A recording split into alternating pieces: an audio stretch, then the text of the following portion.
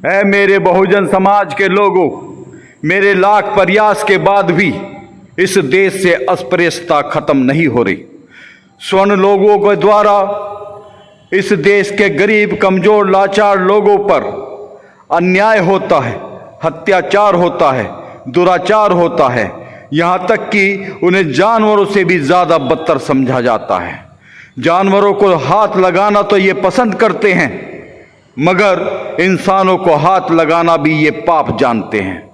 इसलिए मेरे साथियों, मेरे बहुजन समाज के लोगों, हिंदू धर्म का आज मैं परित्याग कर रहा हूँ और हिंदू धर्म में मैं पैदा हुआ, ये मेरे बस में नहीं था, पर हिंदू धर्म में मैं मरूंगा नहीं, ये मेरे बस में है।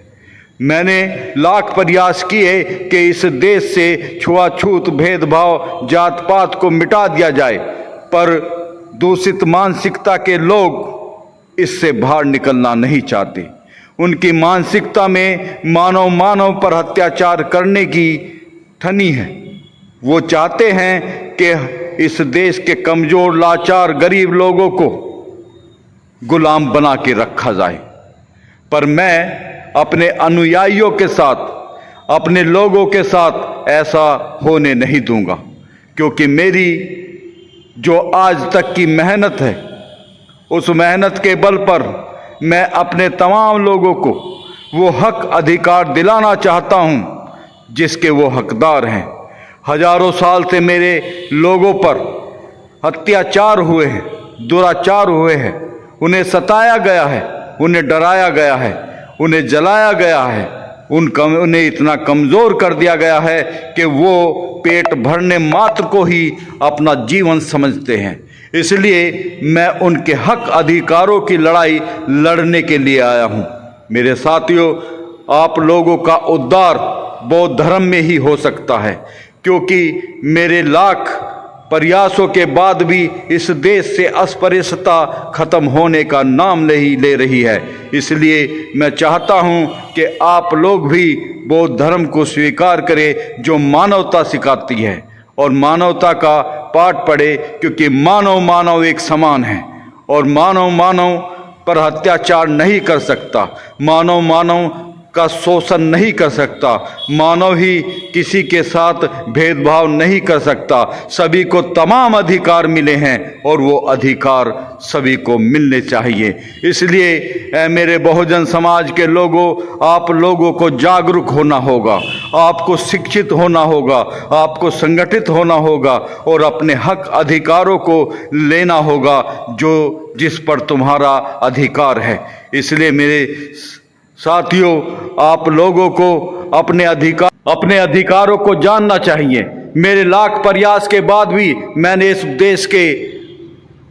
इस देश में भारतीय संविधान की रचना की है और भारतीय संविधान मानव को पूरे अधिकार देना चाहता है। ऐ मेरे साथियों, आप लोगों को इन अधिकारों को प्राप्त करना है, शिक्षित होना है, संगठित होना है, अपने अधिकारों के लिए लड़ना है।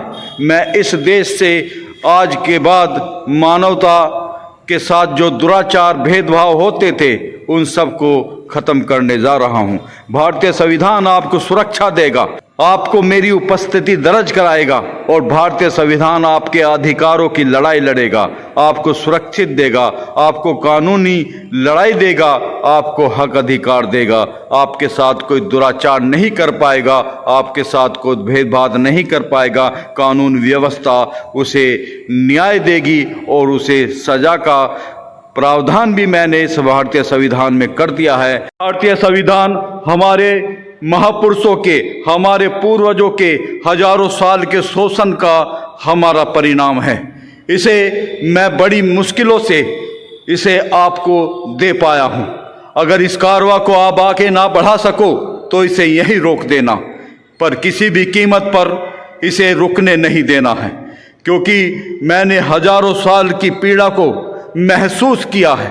मैंने देखा है कि हमारे लोगों पर जानवरों जैसा अत्याचार हुआ है, दुराचार हुआ है, उनके साथ जो अन्याय हुए हैं, अत्याचार हुए हैं, उसके लिए मैंने भारतीय संविधान की रचना रची है। और ये भारतीय संविधान भी मुझे लाखों प्रयास के बाद मुझे ये अधिकार मिला कि मैं अपने लोगों की लड़ाई लड़ सकूं, अपने लोगों को अधिकार दिला सकूं, अपने लोगों को वो सम्मान दिला सकूं जो हजारों सालों से उनसे छीना गया। इसलिए मेरे अनुयायियों, मैं तुमसे कहना चाहता हूं कि इस कारवां को आपको रुकने नहीं देना है। इस कारवां को आगे बढ़ाते रहना है और इसे किसी भी कीमत पर पीछे हटने नहीं देना है।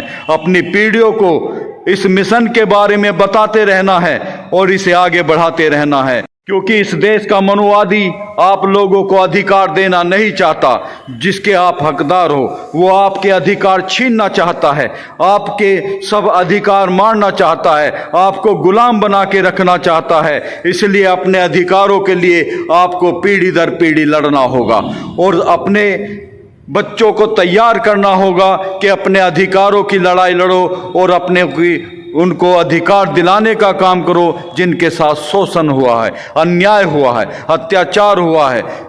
क्योंकि इस देश में मानसिकता लोगों की ऐसी है जो आप लोगों को आगे बढ़ने देना नहीं चाहती, आपको अधिकार दिलाना नहीं चाहते। इसलिए अपने अधिकारों की लड़ाई स्वयं लड़नी होगी और शिक्षा हमारा सबसे बड़ा हथियार है। इस शिक्षा को अपनाना होगा और शिक्षित होना होगा।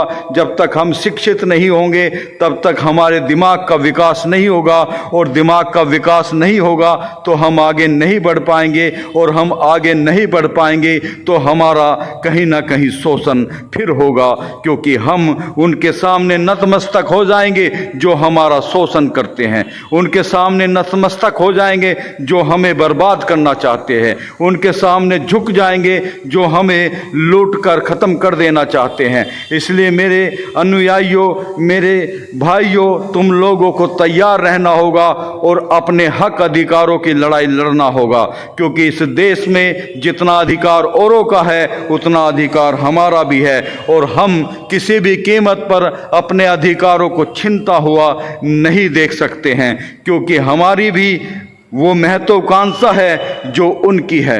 क्योंकि हमारे साथ जो अन्याय हुए हैं, अत्याचार हुए हैं, दुराचार हुए हैं, उसका हम उनसे बदला नहीं लेना चाहते, क्योंकि हम समानता को मानते हैं और समानता के साथ रहना चाहते हैं। क्योंकि जो हुआ है उसे हम छोड़ तो सकते हैं पर हम उसे रोक नहीं सकते।